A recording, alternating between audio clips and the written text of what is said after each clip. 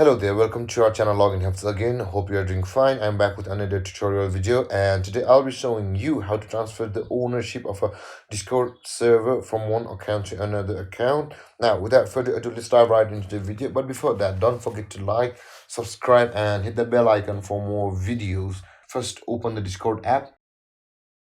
At the top right corner of your phone, you can see a person button, two-person icon. Just click there and you will see all the personnel available to you on the server. Currently it's only one for me and it's offline because it's myself, but in your case there might be more than one people, more than 5 people, more than 10 people, and you can be any number of people on your server. Now, in order to transfer your ownership, just click the person you want to transfer the ownership to. In my case it will be this one, and you can see over the YouTube, under the YouTube test version 1 channel's name, there you can see option manage user. Click there, and at the bottom, most bottom of the options, you can see the transfer ownership button. Click over there, and there will be a certain kind of warning. I acknowledge by that by transferring ownership of the service to,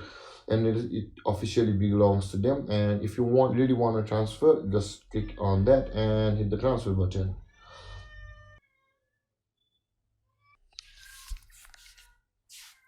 Okay, now you have successfully transferred the ownership of this server to your friend or the account you want to transfer.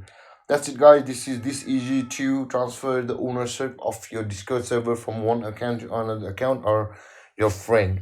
Thank you, guys. Thank you for watching, and don't forget to like it, subscribe, and hit that bell icon for more videos.